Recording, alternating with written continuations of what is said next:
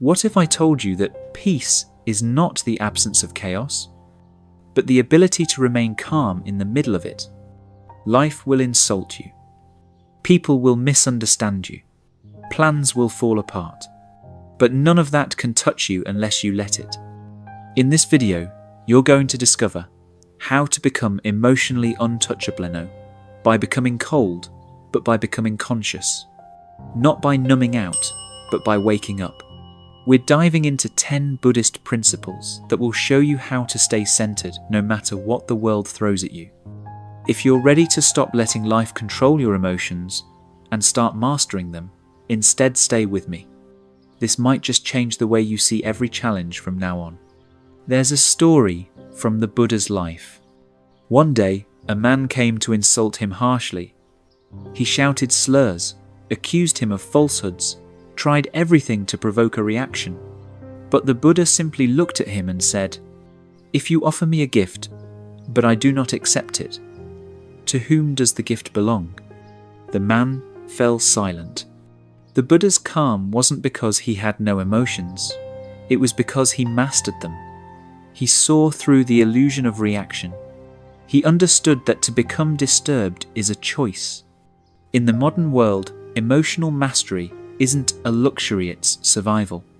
Whether it's a toxic relationship, a rude stranger, or your own racing mind, your real power lies in your ability to choose peace over reaction. And that's exactly what this video will help you do. Teaching number 1, turn insults into inner growth. If someone strikes you with a stick, you blame the stick. But who is holding it, and who is suffering? Most people take insults as personal attacks. We react, defend, explodia, internalize the pain. But Buddhist wisdom invites a completely different path. See the insult as a mirror, not a wound. Think about it. When someone insults you, what's really happening? They're revealing more about their own suffering than about your truth. Someone who is peaceful doesn't lash out. Someone who is whole doesn't need to hurt others. So when an insult comes your way, treat it not as poison to swallow, but as smoke to let pass. Real life reflection. Years ago, I worked with a man who constantly criticized everyone, mocking appearances, ideas, even how people walked. At first it triggered me. I wanted to prove myself or avoid him entirely. But through mindfulness practice, I saw clearly he wasn't attacking me. He was projecting his own self-hatred. So I changed my response. I said less. I breathed more. I didn't feed the fire. One day, after a meeting, he quietly said to me, "I don't know how you stay so calm. I wish I could be like that." And in that moment, the real lesson landed. The insult loses power the moment you stop accepting it as truth. Buddhist insight. In the Dhammapada, it is said, "He abused me, he struck me, he defeated me. Those who harbour such thoughts will never be free from hatred." True emotional mastery comes from non-identification. You are not the insult. You are not the one being attacked. You are awareness itself, calm, observing, clear. Root. Practice tip. The next time someone insults you, ask yourself, is this about me or them? Can I stay with my breath for 3 seconds before reacting? Can I use this as a moment to train patience, like lifting a weight for the soul? Make it a practice. Every insult is an invitation to upgrade your peace. Teaching number 2. Never let others' words control your emotions. No one can hurt you unless you give them permission to enter your inner space. We live in a world wired for reaction. A single comment on social media, a thoughtless remark from a colleague, or a passive-aggressive text can hijack your whole mood. But what if your peace wasn't so fragile? What if, no matter what someone said to you, you held the remote control to your emotional state? This teaching is about one of the deepest forms of emotional self-responsibility. Utes. You do not have to feel what others want you to feel. Real life story. A student once asked a Zen master, "Master, what should I do when people say terrible things about me?" The master replied, "Walk through a field of thorns, but do not pick them up and carry them with you. Words can only wound when we make them ours." Most of the time, we unconsciously adopt someone else's pain as our own. Imagine someone throws a hot coal at you. You don't have to catch it. Let it drop. Let it burn itself out without making you its next victim. Buddhist commentary. In Buddhist psychology, Abhidhamma, mental formations are like clouds, impermanent and empty unless we solidify them with attachment. When we identify with a negative comment, we are essentially offering it a home in our mind. Instead, we must return to bare attention, seeing clearly what arises, but not clinging to it. Just as a rock is not shaken by the wind, so the wise are not moved by praise or blame. Dhammapada. Practice tip. Next time someone says something hurtful, repeat inwardly, "This is a sound, not a truth." Ask, "Do I want to let this pass through me or imprison it inside me?" Imagine your mind like a sky. Don't let one storm define your whole weather. Protect your peace like sacred ground. Don't rent it out to strangers with careless words. Teaching number 3. Break the illusion of control, the power of surrender. The tighter you grip, the more life slips through your fingers. We try so hard to control everything: how people see us, how fast success comes, even how life unfolds. And yet, the more we push, the more resistance we meet. This is the paradox the Buddha understood deeply. Control is an illusion. Peace comes from surrender. Surrender does not mean giving up. It means giving into the deeper intelligence of life, to impermanence, to the ever-changing dance of causes and conditions. Real life story. There's a teaching in Zen about a man caught in a raging river. He fights the current, he thrashes, he gasps. But then, he stops resisting, he lets go, and the current carries him safely to shore. That's what surrender feels like, not weakness, but wisdom. Not collapse, but cooperation with the present.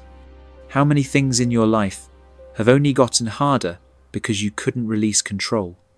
That relationship you tried to force. That job you clung to, though it drained your soul. That version of yourself you tried so hard to maintain for others. Sometimes peace only arrives when we stop trying to engineer it. Buddhist insight. The Buddha taught that attachment to outcomes is the root of suffering. We crave what we cannot guarantee, and in our attempt to hold, we suffer. The second noble truth directly addresses this. It is this craving which leads to suffering. Craving for existence. Craving for non-existence. The antidote is trust in karma, in natural law, in impermanence. You do your part, then release the outcome. You plant the seed, but you don't scream at it to grow. Practice tip. Try this mantra when you're stuck in control mode. I surrender what I cannot control. I align with what is unfolding. Let go because it's the easy thing, but because it's the only thing that makes room for miracles. Teaching number 4. Speak from stillness, the power of right speech. Your words are seeds. Plant what you want to grow. Buddha didn't just teach us to speak the truth, he taught us to speak it with love, mindfulness, and purpose. In today's world, people often speak to be heard, but few speak to heal. We post, text, and talk faster than we think. But the deepest spiritual power often comes from slowing down and asking, "Is what I'm about to say true? Is it kind? Is it necessary?" Real life reflection. A woman once visited a Zen monastery and complained that her neighbour had gossiped about her unfairly. She said, "I want to tell her the truth. She needs to hear it." The monk responded, "Before you do, carry this feather pillow to the top of the mountain and tear it open." She did. Then he said, "Now go gather every feather the wind has carried." She cried, "But that's impossible." And the monk replied, "So it is with your words. Once released, they cannot be recalled. Words can heal, but they can also haunt. They can build a bridge, burn one." Buddhist commentary. In the Noble Eightfold Path, right speech is not just about avoiding lies. It's about 4 gates: truthfulness, kindness, helpfulness, timeliness. If your words can't pass through all 4, silence may serve you better. Better than 1,000 hollow words is one word that brings peace, Dhammapada. The Buddha urged us to speak only what leads to harmony, not division. Even a single kind word spoken from stillness can change a life. Practice tip.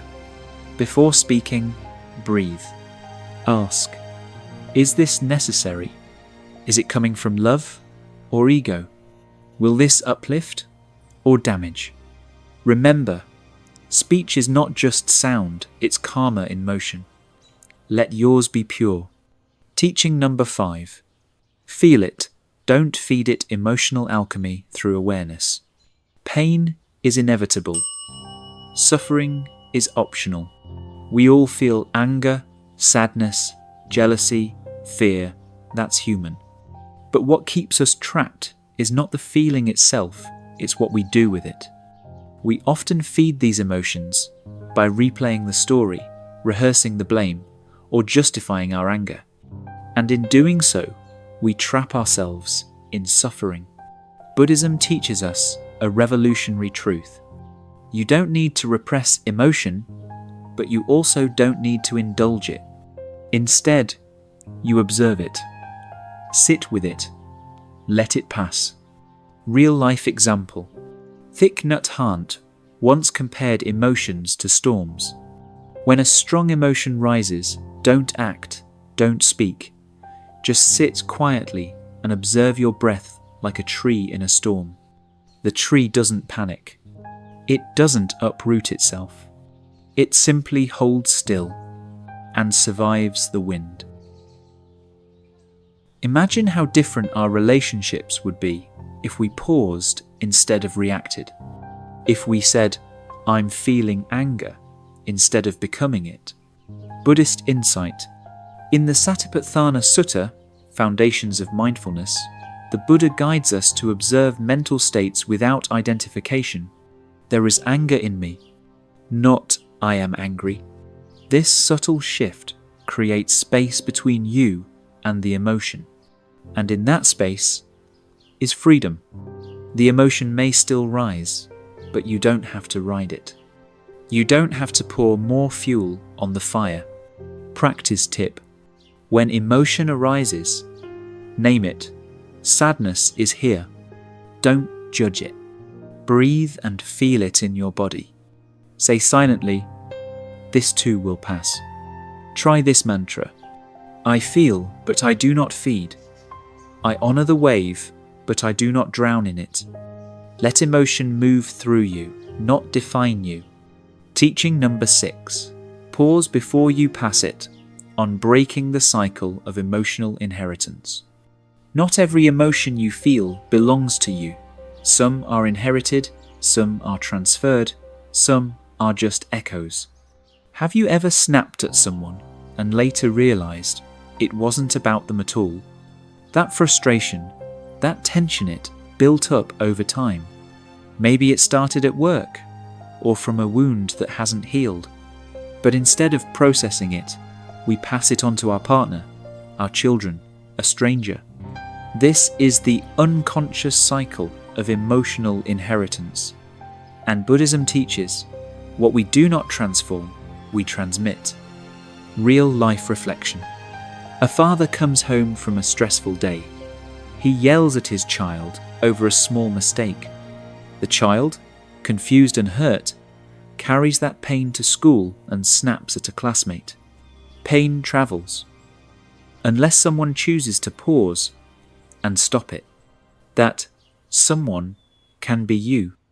Buddhist commentary. The Buddha emphasized mindful awareness, sati, as the guardian of peace. It's not about suppressing emotions, but interrupting their chain reaction. In the Sigalovada Sutta, the Buddha advised lay people to govern their homes with patience, kindness, and restraint. Not because we should be passive, but because power lies in pausing. If, with an impure mind, a person speaks or acts, suffering follows them. If, with a pure mind, a person speaks or acts, happiness follows them like a shadow that never leaves. Dhammapada. Practice tip. When emotion rises, ask, where is this really coming from? Before responding, breathe, reflect, delay, repeat silently. I choose not to pass this on. You don't have to fix every emotion immediately. You just have to not forward it to the next soul. You become the end of generational pain, the space where the cycle breaks. Teaching number 7. Choose stillness over noise. Why silence wins the inner war. In a world that screams, silence is your superpower. Every day, we are bombarded with noise.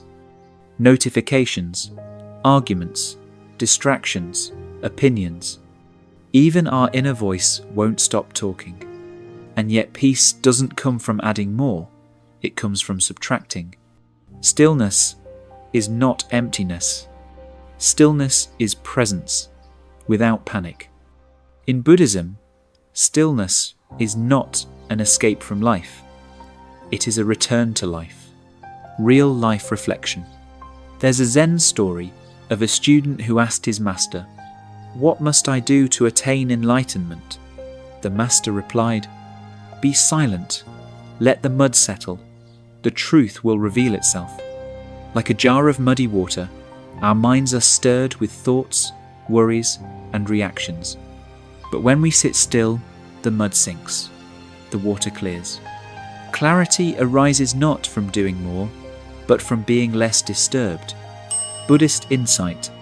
In the Majjhima Nikaya, the Buddha describes noble silence as a state deeper than words, where insight begins.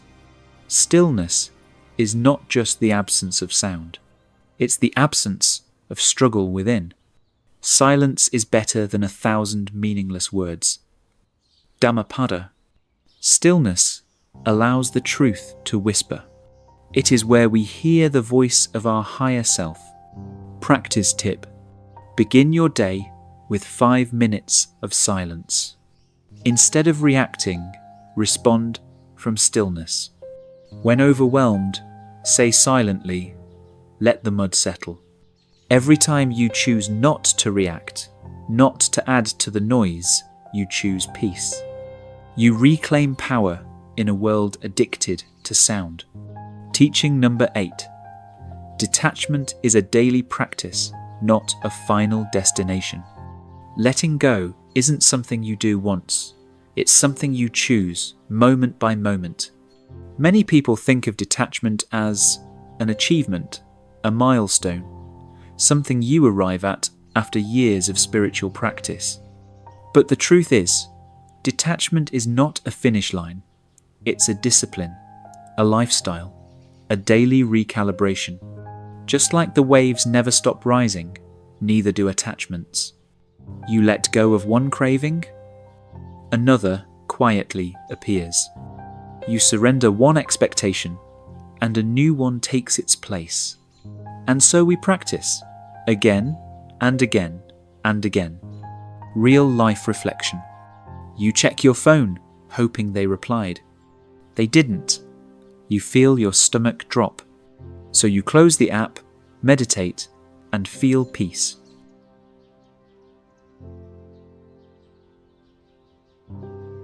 But an hour later, you're checking again. This is not failure. This is the path. Detachment isn't a one-time purge. It's 1,000 tiny decisions to return to center. Buddhist commentary. The Buddha taught craving tanha is the root of suffering, but he didn't just say, stop craving. He said, observe it, understand it, and gradually release it. Just as a snake sheds its skin, we must constantly shed what we cling to. Dhammapada interpretation. Detachment isn't coldness. It's not about shutting down or avoiding love. It's about freedom from dependency, not freedom from care. You can still love deeply. You just don't lose yourself in the process. God practice tip. When you notice attachment, pause instead of reacting. Say to yourself, I can love this, and still let it breathe. Journal each night. What did I cling to today? Awareness is the beginning of release. Detachment is a path walked daily, not a mountain climbed once. And every time you choose to release rather than hold, you reclaim your power. Teaching number 9. Emotional mastery begins with inner stillness. The one who masters their inner world is never controlled by the outer one. In Buddhist psychology, true freedom isn't measured by what happens to you, but by what happens within you. Life can be chaotic. People can be unpredictable. But when the storm comes, ask yourself, is the storm also inside me? If not, you've already won. Real life reflection. A woman sits in traffic. A car cuts her off. She feels the anger rise, but instead of yelling, she breathes. She feels it, but doesn't feed it. The situation is still there, but her peace remains untouched. That's emotional mastery. Not numbness, not suppression, but stillness in motion. Buddhist insight. In the Satipatthana Sutta, the Buddha teaches us to watch the body, feelings, and mind without judgment. It's the practice of being fully awake in your experience, without being owned by it. Like a rock, unmoved by wind, so too, the wise remain unshaken by praise or blame. Dhammapada. Emotional mastery isn't about control. It's about non-reactivity. It's the moment you realize, I can feel everything and still remain free. God practice tip. When triggered, whisper, this feeling is not me. It will pass. Return to your breath. Use it as your anchor. Ask, is this emotion trying to teach me or trap me? Each time you choose stillness over reaction, you're no longer a puppet of your past. You become the author of your present. Teaching number 10. Protect your peace like a sacred flame. If peace is your home, then boundaries are the walls that keep the storm outside. In Buddhism, inner peace isn't a reward, it's a responsibility. It's not something you stumble upon by accident. It's something you defend with clarity, presence, and courage. Just like a monk protects his candle against the wind, you must learn to guard your stillness against the chaos of the world. Because here's the truth. Peace doesn't stay just because you found it. It stays because you honor it moment by moment, choice by choice. Real life reflection. Someone pushes your buttons. You want to clap back. Instead, you pause and choose peace. You walk away not because you're weak, but because you're wise enough not to waste your sacred fire on proving anything. That's power. That's the quiet dignity of the awakened. Buddhist insight. The Buddha said, as a solid rock is not shaken by the wind, so the wise are not moved by praise or blame. Dhammapada. This teaching is not passive. It's not about hiding from the world. It's about being so rooted within yourself that the world can't uproot you. You can be kind and still say, "Number." You can be loving and still walk away. You can be compassionate and still protect your energy. Because the one who guards their peace guards the gateway to liberation. God practice tip.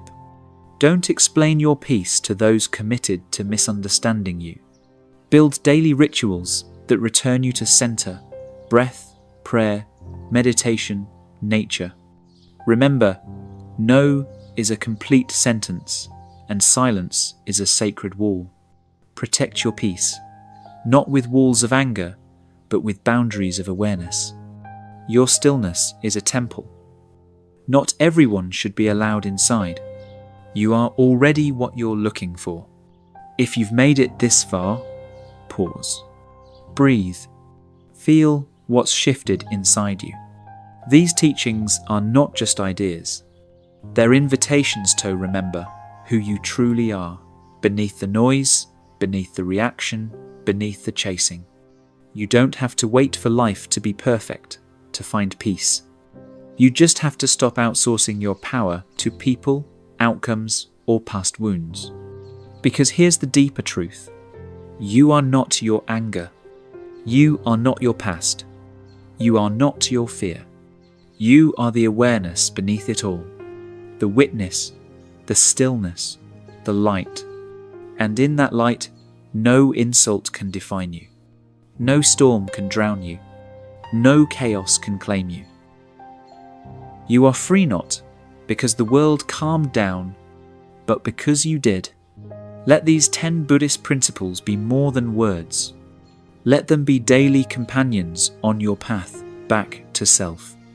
Because every breath you take in mindfulness is a rebellion against suffering.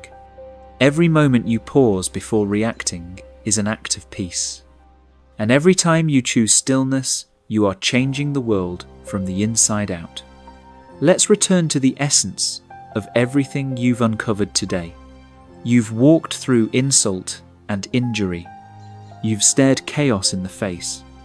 And you've been given the tools to rise above it all, not with armor, but with awareness. Here's what you now carry. Turn insults into opportunities. Not everything said to hurt you needs to touch you. Use pain as practice. Don't let others dictate your emotions. Your peace is yours. Do not lease it out. Demand excellence from yourself. Offer grace to others. Inner standards, outer compassion. That's real strength. Transform every encounter into a classroom. Even the rude are teachers. Learn. Emotions are waves. Let them pass. Don't build a home in a moment of anger. Let it flow through. You are unshakable when you stop giving others permission to shake you. Emotional invincibility begins with inner boundaries. Acceptance is your path to freedom. What you resist persists. What you accept transforms. Detach without disconnecting. Love fully. Hold lightly. Be present, not possessive. Self-care is spiritual responsibility. You can't pour from an empty heart. Fill your own well daily. Gratitude is alchemy. Turn the ordinary into sacred gold. Even the hard days offer light. These aren't rules. They are invitations. To wake up, to stop reacting, to start choosing consciously, courageously. You don't have to be perfect to be peaceful. You just have to practice. And each day you do, you become a little more unshakable, unbothered, free. And now, beloved seeker, take a moment, not to think, but to feel. Not everything in this life is meant to be understood. Some things are meant to be lived. These 10 Buddhist principles aren't just ideas. They're practices gentle anchors in a chaotic world. The world may keep spinning, people may keep judging, but your heart can stay still, not because life got easier, but because you got wiser. If this message stirred something deep within you, let that be your invitation to go inward, to sit with silence, to walk with compassion, to choose peace not someday, but now. Because true strength isn't loud, it's quiet, rooted, unshakable. Thank you for walking this path with us. Thank you for remembering who you are. Gubit. This is the Enlightened Mind, where wisdom meets stillness, and stillness meets you.